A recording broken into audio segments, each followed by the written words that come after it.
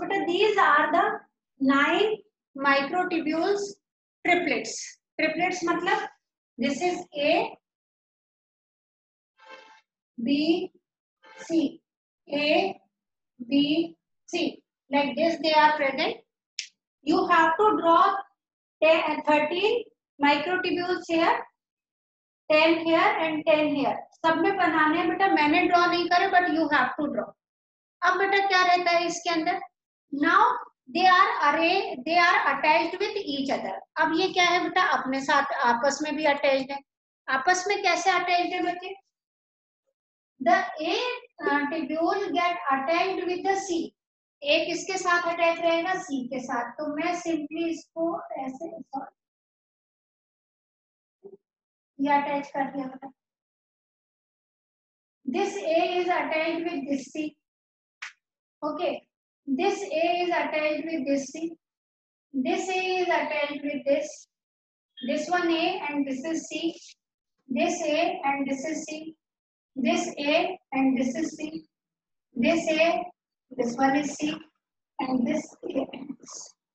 So they are attached in this manner. Okay. Now, second more thing is also there कि इनका आपस में तो इस तरह से अरेंजमेंट हो गया ट्रिपलेट्स का. That you have to draw, क्योंकि this is not given in the NCERT बेटा. तो आप सोचोगे कि मैं NCERT में से देख के ड्रॉ कर लूंगा, तो पॉसिबल नहीं. Now they are attached with another granule like structure. एक छोटा सा granule dot like structure होता है जिसको कहा जाता है X body. And this X body is present below each triplet. Her triplet के नीचे एक X body present होती है. हर ट्रिपलेट के नीचे एक एक्स बॉडी प्रेजेंट है.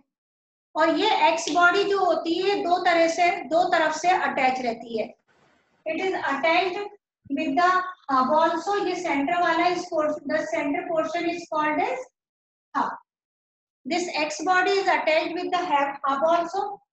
ये यहाँ पे इसको मैं ये now this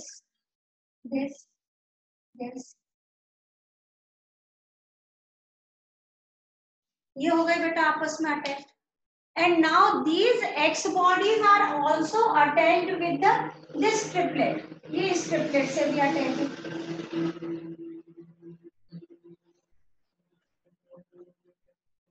okay, now there is another body. मैं इस बॉडी का नाम लिख देती हूँ X body. Now there is one more body is there which is present between the two X body. दो X body के बीच में एक दूसरी बॉडी और प्रेजेंट होती है and that is called as Y body.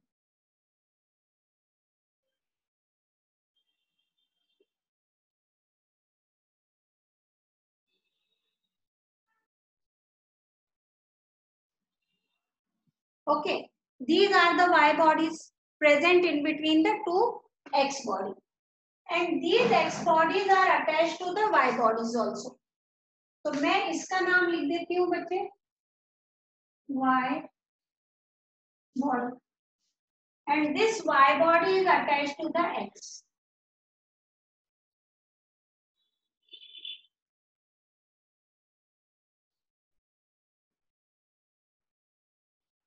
आप कहोगे मैम ये तो आप रंगोली बना रहे हो, है ना? रंगोली से बन रही है ना बच्चे.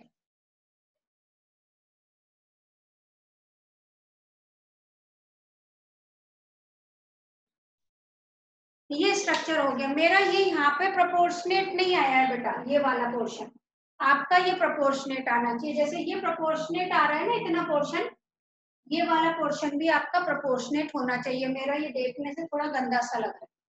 इसको थोड़ा सा क्या होना चाहिए था? अप होना चाहिए था. तो ये अपना ये पूरा ये वाला पोजीशन भी थोड़ी सी अप होनी चाहिए थी, तो ये प्रोपोर्शनेट हो जाता. तो this is these are the Y bodies which remain attached with the X bodies. Y bodies किसके साथ में अटैच रहती है बेटा? X bodies के साथ में. और ये जो X bodies है they remain attached to the hub. और जो ये अटैच रहते हैं हब के साथ में, तो इनको क्या कहा जाता है? इनको कहा जाता है बेटा रेडियल स्पोक्स. स्पोक्स का मतलब होता है ताड़ी.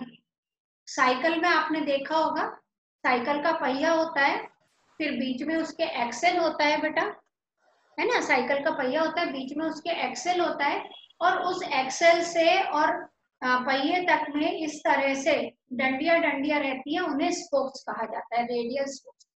तो यहाँ पे भी they are attached with the radial spokes. ये भी किससे अटैच रहते हैं बेटा? रेडियल स्पोक्स से अटैच रहते हैं। And it is not covered by any membrane, ये किसी भी मेम्ब्रेन से कवर्ड नहीं होते। So this is the structure of a centriole. ये किसका स्ट्रक्चर हो गया? सेंट्रियोल का स्ट्रक्चर हो गया, या फिर आप कहो तो बेसल ग्रेन्यूल का, क्योंकि basal granule and centriole shows same structure, that is the 9 + 0, 9 ये और 0 सेंटर का, ठीक है। और इसके अंदर जो ये 9 ट्रिब्यूल्स हैं, they are present in the triplets, किस फॉर्म में प्रेजेंट है? ट्रिपलेट्स के। जबकि फ्लैजेला और सीलिया में they were present in the form of doublets, वहां डबलेट थे, यहाँ पे ट्रिपलेट्स है। तो this is the structure of the centriole. Okay, now you have to draw it. Draw कर लो बच्चा। तो बेटा जो नेक्स्ट टॉपिक हम लोगों का है वो अब है nucleus. Nucleus is the another cell organelle.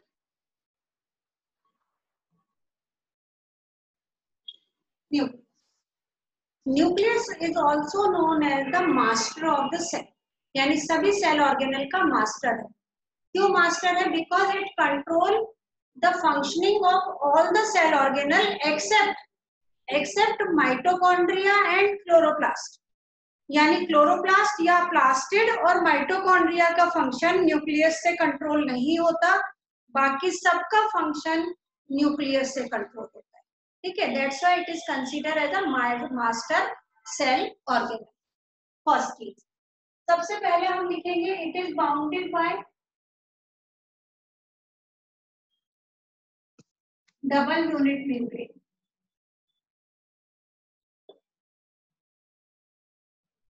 आपको बेटा इसको लिखने की अभी जरूरत नहीं है, I will send the notes. तो it is bounded by double unit membrane, यानी कि 2 यूनिट मेम्ब्रेन से बाउंड है। Whenever we have to study about the nucleus, तो न्यूक्लियस की स्टडी मेनली हम लोग 2 कंडीशंस में करते हैं, लेकिन जब when we have to do the study for the specific type of the nucleus, तो हम इसकी स्टडी करेंगे बेटा during the interphase, यानी न्यूक्लियस की स्टडी की कब की जाएगी? इंटरफेस। अब ये टर्म आप लोगों के लिए न्यू है बेटा। न्यू किस लिए है? क्योंकि हम लोग सेल डिवीजन चैप्टर अभी तक हमने किया नहीं है। सेल डिवीजन जब कहते हैं कि जब सेल डिवाइड करती है, कहते नहीं है, होता है। जब सेल डिवाइड होती है बेटा तो उसमें 2 स्टेजेस होती है, one is the interphase and second is the M phase. M phase is the division phase. Interphase में cell is preparing itself for the division, okay. और जब इंटरफेज न्यूक्लियस होता है उस टाइम पे क्रोमोसोम्स नहीं होते, ये ध्यान देना बेटा, मैंने वर्ड बोला है at the interface chromosomes are not present. तो क्रोमोसोम्स नहीं होता तो क्या प्रेजेंट होता है? Instead of chromosome chromatin material is there, ठीक है, वो क्रोमेटिन मटीरियल होता है। इसको मैं सिंप्लीफाइड मैनर में आपको क्रोमेटिन मटीरियल और क्रोमोसोम 2 अलग अलग चीज बताना चाहूँ तो एक मैं सिंपल एग्जांपल आपको दूं। आपको ये एग्जांपल नहीं लिखना है, मैं तो सिर्फ आपको समझाने के लिए कि how the chromatin material and chromosome are different from each other but they are of the similar चीज है। अभी अभी अपने वो गई है पतंग उड़ाते हैं जो तीज, तो बेटा आप देखते हो कि हम लोग मंजे से पतंग उड़ाते हैं, मंजा जो होता है। जब अगर पतंग बहुत ऊपर चली जाती है या अगर पतंग कट जाती है तो हमें मंजा फटाफट फटाफट खींचना पड़ता है, या तो कोई बंदा साथ में हो जो उसको लपेटता जाए चरखी पे, है ना, हुचका जिसको कहते हैं, चरखी कहते हैं। और अगर कोई नहीं है, कई लोग बेटा वो हुचके को ऐसे लगा के पत्थर के इधर लगा के और फिर वो उसे यूज करते रहते हैं कि वो अपने आप उड़ती रहती है, अकेला पर्सन जब पतंग उड़ाता है तो। अब जब उसने उसकी कट गई या उसको खींच मारनी है तो वो रील को खींचेगा और वो रील आके जमीन पे इकट्ठी होती जाएगी, गुच्छा सा बन जाएगा। तो वो जो रील जब गुच्छा सा बन जाता है, जमीन पे आके इकट्ठी हो जाती है इस तरह से, तो ये वाली कंडीशन कहलाएगी क्रोमेटिन मटेरियल, न्यूक्लियस के केस। और अगर अपन ने उसी रील को गुच्छे में लपेट लिया तो अब वो पूरी रील आपको एक इतने से पोर्शन में दिखाई देगी बेटा। तो यहाँ पे न्यूक्लियस के अंदर ये सारा का सारा क्रोमेटिन मटेरियल इस तरह से अरेंज हो जाता है बेटा,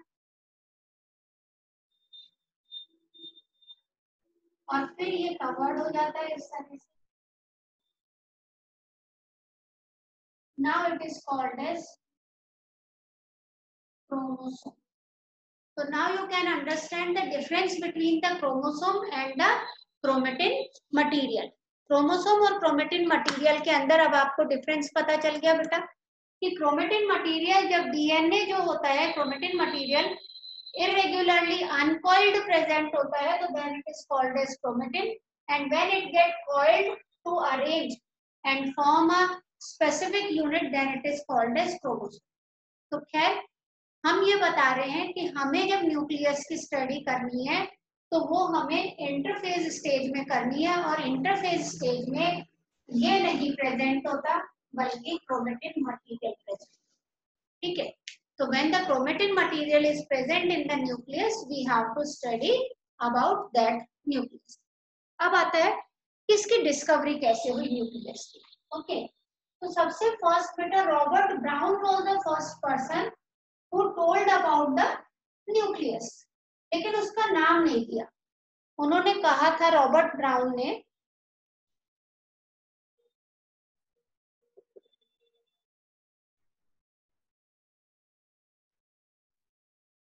रॉबर्ट ब्राउन डिस्कवर्ड न्यूक्लियस। उन्होंने ये कहा था कि कोई एक कलर्ड बॉडी प्रेजेंट होती है जो स्टेन ले लेती है। ठीक है, इसका नाम किसने दिया, न्यूक्लियस नाम किसने दिया, तो फ्लेमिंग। फ्लेमिंग कॉइन्ड न्यूक्लियस, इसका नाम दिया गया बेटा न्यूक्लियस। क्यों न्यूक्लियस दिया गया, क्योंकि इसके अंदर जो सब्सटेंस होता है उसका नाम दिया गया था न्यूक्लिन। न्यूक्लिन, और न्यूक्लिन दिया गया तो उसके नाम पे इस सेल ऑर्गेनल का नाम दिया गया न्यूक्लियस। यहाँ तक तो हुई discovery. Now we come on to the structure of the nucleus. तो जो स्ट्रक्चर ऑफ न्यूक्लियस है वो मैं पहले बता चुकी हूँ, double unit membrane bounded cell organelle होता है बेटा। तो डबल मेम्ब्रेन, ये सिंगल मेम्ब्रेन हो गई बेटा, इसको एक और मेम्ब्रेन कवर करेगी। The two membrane run parallel to each other, इस तरह से एक दूसरे के पैरेलल चलती है बेटा। These membranes are not continuous at some places.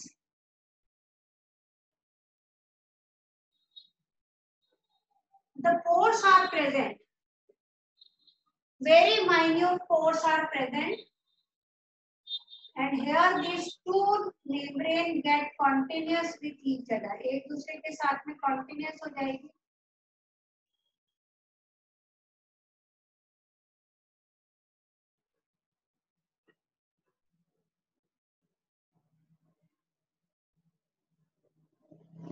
Okay, तो इस तरह से इसके अंदर क्या प्रेजेंट हो जाएंगे बेटा, पोर्स प्रेजेंट हो जाएंगे। तो simply these pores are called as perinuclear space. Perinuclear space क्या प्रेजेंट है बच्चा, पेरीन्यूक्लियर स्पेस आ गया। और ये पेरीन्यूक्लियर स्पेस का कितना डिस्टेंस रहेगा या कितनी विड्थ रहेगी, तो that is around 10 to 15 nanometer. 10 to 15 nanometer. Nanometer क्या होता है बेटा, देखो जैसे मैंने बताया था माइक्रोन मीटर। माइक्रोन मीटर होता है 10⁻⁻⁶। तो नैनोमीटर होता है 1 nanometer is equals to 10⁻⁹ metre.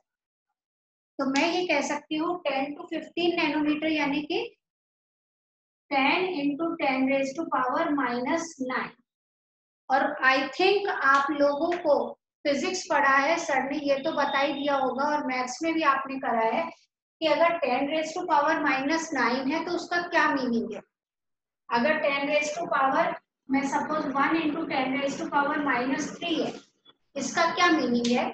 अगर नहीं पता है तो मैं एक बार बताने की कोशिश करती हूँ। इसका मीनिंग ये है कि 1 तो ऊपर है और -3 यानी कि इसके नीचे आपको 3 टाइम्स 0, तो यानी इसमें आपको 10 के नीचे कितने टाइम्स 0 लिखने पड़ेंगे, 9 टाइम्स 0 लिखना पड़ेगा। तो ये हो जाता है, तो 10 to 15 नैनोमीटर की perinuclear space is present. Okay, अब बेटा आता है इसके अंदर ग्राउंड सब्सटेंस क्या प्रेजेंट है। तो सिंपली आता है कि इनके अंदर जो ग्राउंड सब्सटेंस प्रेजेंट है दैट इज कॉल्ड एज न्यूक्लियोप्लास्ट। इस न्यूक्लियोप्लाज्म में क्या क्या प्रेजेंट है बेटा, एक तो thread like structure which is called as chromatin. ये तो थ्रेड लाइक स्ट्रक्चर हो गया, that is called as chromatin. The another 1 or 2 structure is present, एक या दो स्ट्रक्चर प्रेजेंट हो सकते हैं इस तरह से, and this is called as nucleolus. Nucleus के अंदर प्रेजेंट है बेटा, and it is called as nucleolus. तो nucleolus is there. Now as the perinuclear space is there, so there is a connectivity between the nucleoplasm and the cytoplasm, क्योंकि ये nucleus किसमें present है बेटा, ये न्यूक्लियस सेल में present है। तो सेल का बाहर का ये क्या होता है, साइटोप्लाज्म। तो there is a connectivity between the nucleoplasm and the cytoplasm. तो ऐसा न्यूक्लियस में से क्या चीज बाहर आनी है, तो बेटा आरएनए इसके अंदर सिंथेसाइज करता है, तो वो आरएनए कम्स आउट।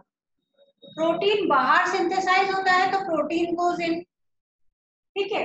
न्यूक्लियोलस क्या पार्ट है, तो nucleolus is a cell organelle which is responsible for the formation of the ribosome. जो राइबोसोम बनाने के लिए रिस्पॉन्सिबल होते हैं दैट इज द न्यूक्लियोलस।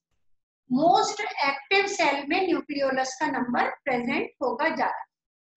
अब आता है कि जो एक्सटर्नल सेल है बेटा, हमने ये भी पढ़ा था अगर आप लोगों को याद हो, एंडोप्लाज्मिक रेटिकुलम, कि some of the endoplasmic reticulum is in continuous with these four, इस तरह से, और ये अल्टीमेटली जो चैनल की तरह काम करता है। इवन दिस आउटर मेम्ब्रेन पर some of the dotted structure or you can say the ribosomes are present। तो ये क्या प्रेजेंट होते हैं, राइबोसोम। हमने वैसे भी पढ़ा था कि अगर एंडोप्लाज्मिक रेटिकुलम पर राइबोसोम्स प्रेजेंट होते हैं तो that is called as rough endoplasmic reticulum. तो ऐसे ही इसके आउटर मेम्ब्रेन पर भी राइबोसोम्स प्रेजेंट होते हैं। तो this is about the basic structure of the nucleus. In the next class, we will study about the chromatin material, chromosome, function of the nucleus, and the function of the nucleolus. तो ये सारी चीज हम लोग next class में करेंगे।